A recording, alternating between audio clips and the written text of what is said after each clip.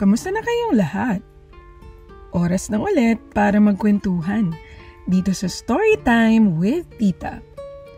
Ang babasahin naman natin ngayon ay Ang Alamat ng Kalabaw o The Legend of the Carabao. Isa sa mga modernong alamat ng Lampara Books, kwento ni Segundo D. Matias Jr. at guhit ni James B. Abalos.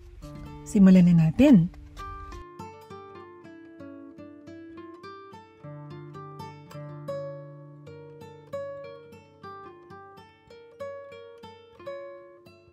Noong unang panahon sa Pilipinas, ang buhay ng lahat ng tao ay simple lamang. Walang mayaman o mahirap. Ang mga tao ay nakikisalamuha sa mga lamang lupa gaya ng tikbalang, duwende, tiyanak, manananggal, aswang, kapre at iba pa.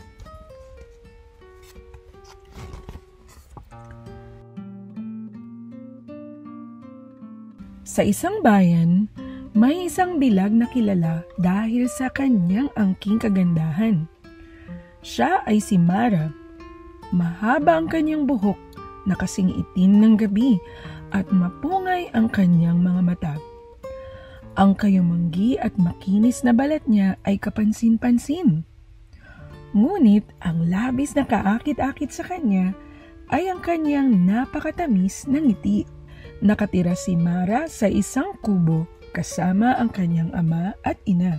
Malawak ang lupang sinasaka ng kanyang ama na may sari-saring tanim na mga gulay at mga prutas.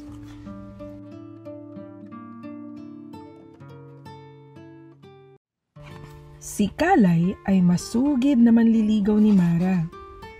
Kilala siya bilang pinakamasipag na lalaki sa kanilang bayan. Matipuno ang kanyang katawan at katulad ni Mara, kayumanggi at maamo ang kanyang mukha. Pag-aari niya ang pinakamalawak na kapatagan sa bayang iyon at dahil sa kanyang angking kasipagan, nagagawa niyang bungkalin ang lupa at taniman iyon ng palay gamit ang sarili niyang mga likha mula sa mga bato at mga punong kahoy. Tuwing anihan, siya ang may pinakamaraming aning palay kaya hinahangaan siya ng lahat ng mga dalaga sa buong bayan. Subalit, tanging si Mara ang nakapagpatibok sa kanyang puso.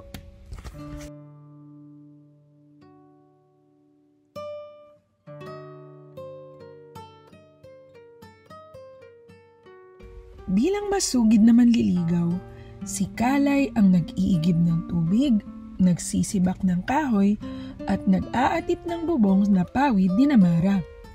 Pero isang nilalang ang nalulungkot sa panliligaw ni Kalay kay Mara. Ito ay si Agong Kapre. Nakatira ito sa napakalaking puno ng balete sa likod bahay ng dalaga. Bata pa lamang si Mara ay kaibigan na ito ng Kapre.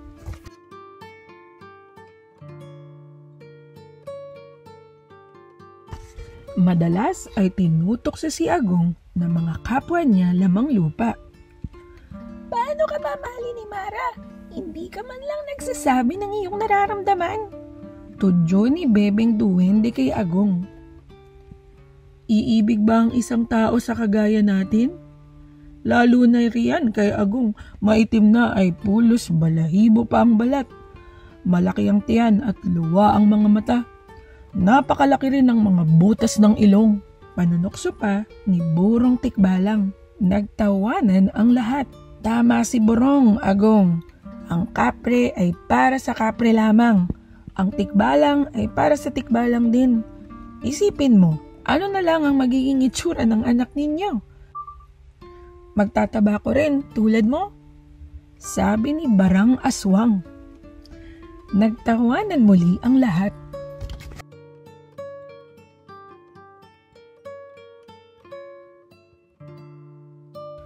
Tama na!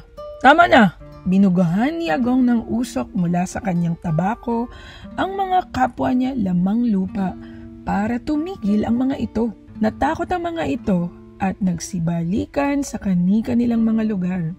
Bumalik ang duwende sa kanyang punso, tumakbo at nagtago sa kawayan ng tikbalang, nag-anyong itim na baboy ang aswang, pagkatapos ay nagmamadaling umalis. Umakyat si Agong sa ituktok ng puno. Bakas ang panlulumo sa kanyang mukha.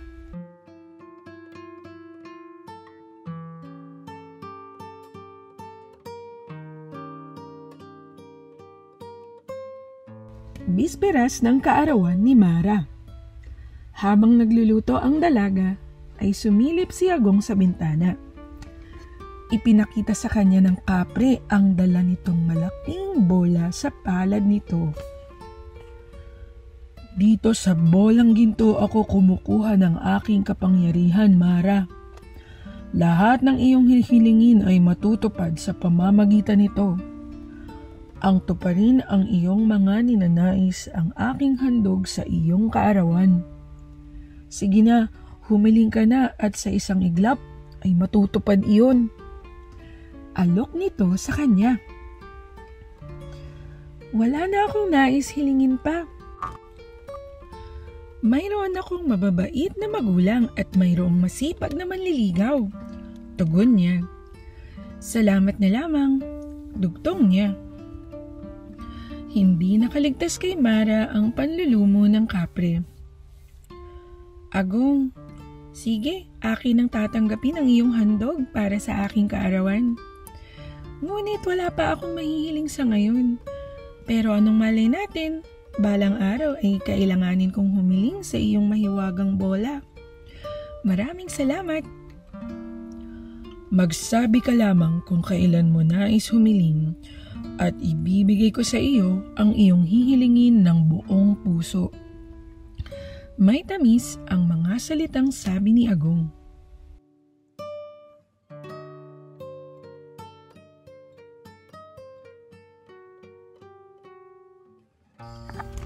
Isang gabi ay nagulat si Agong. Mula sa bintana ay nakita at narinig niya ang pag-uusap ni Mara, Kalay at ng mga magulang ng dalaga. Hinihingi ni Kalay ang kamay ni Mara. Hindi nag-atubili sa pagpayag ang mga magulang nito.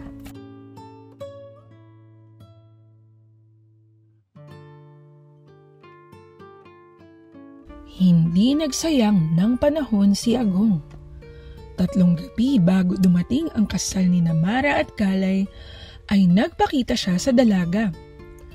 Naglakas loob siyang ipagtapat dito ang kanyang nararamdaman. Sa simula't sa pool ay kaibigan lamang ang turing ko sa iyo, Agong. Hindi ako pwedeng umibig sa iyo. Sagot ni Mara. Alam ko kung bakit. Ang tingin ninyong mga tao sa mga nilalang na kagaya namin ay hindi ninyo kapantay dahil magkaiba ang ating mga anyo. Pero mas makapangyarihan kami sa inyo. Mara, gagawin kitang reyna sa aking kaharian. Kailangang mapasa akin ka. Pamimilit ni Agong na matigas na ang tinig. Mahal ko si Kalay. Magkaiba tayo. Nilikha tayo ni Bathala na may kanya-kanyang lugar sa mundo. Kung ayaw mong sumama sa akin, ay mapipilitan akong agawin kita kay Kalay. Nagngangalit ang tinig ni Agong.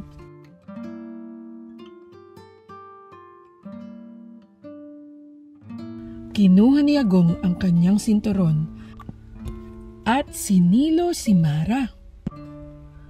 Nagsisigaw ang dalaga. Nagulat ang mga lamang lupang nakasaksi sa ginawa ni Agong. Siya namang pagdating ni Kalay. Bitiwan mo si Mara. Hindi mo siya mahagaw sa akin, Agong. Kinuha nito ang dala nitong palakol. Akmang iuumang na nito ang palakol nang may inilabas na bolang ginto si Agong. Ito ang nababagay sa iyo.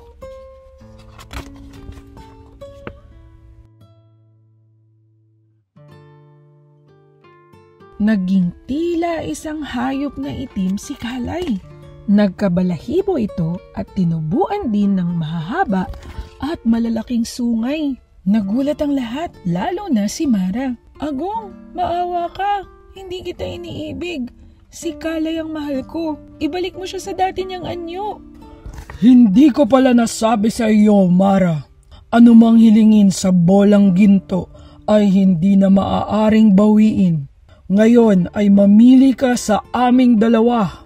Nagmistulang halimaw na ang anyo ni Agong, dala ng matinding galit. Higit ang pagmamahal na kaya kong ibigay sa iyo kaysa pagmamahal na may bibigay sa iyo ni Kalay. Umiyak si Mara. Agong, mahal ko si Kalay kahit ano pa ang kanyang anyo.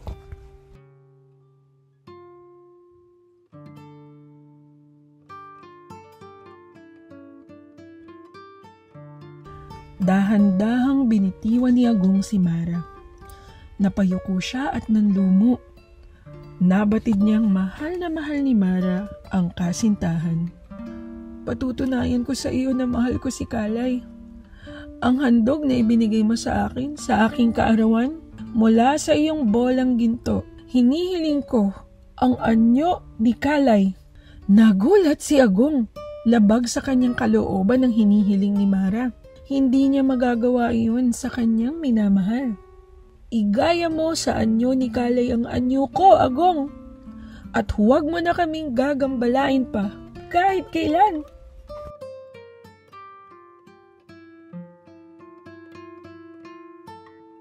Mula noon, naging usap-usapan na ng mga lamang lupa ang nangyari ng gabing humiling sa bolang ginto si Mara.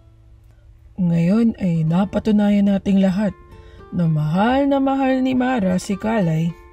Hindi niya gagawin iyon kung hindi dakila ang kanilang pagmamahalan. Ani Burong Tikbalang. Ito kasing si Agong, hindi marunong tumanggap ng kabiguan. Ani Barang Aswang. Ginawa ko ang kahilingan ni Mara dahil mahal ko siya. Malungkot na sabi ni Agong. Sana'y maging maligaya silang dalawa. Sana kaya sila nagtungo? Tanong ni Bebeng Duwende. Sa di kalayuan sa bayang ding iyon, may makikitang dalawang hayop na naglalakad, sina Kalay at Mara, ang dalawang unang kalabaw. Lingid sa kaalaman ni Mara at Kalay, lagi silang sinusubaybayan ni Agong. Tuwing sila ay nasa lilim ng isang puno, ay naroon ito. Nakabantay sa kanila at nakahandang ipagtanggol sila sa oras ng kapahamakan. Lihim pa rin itong humahanga at nagmamahal sa dalaga. Kaya sa susunod na makakita kayo ng kalabaw, huwag ninyong sasaktan ito dahil ito ay maamo at masipag na hayop. Isa pa'y may isang kapring laging nakabantay rito na handang magtanggol. Si Agong. At dito nagtatapos ang Alamat ng Kalabaw.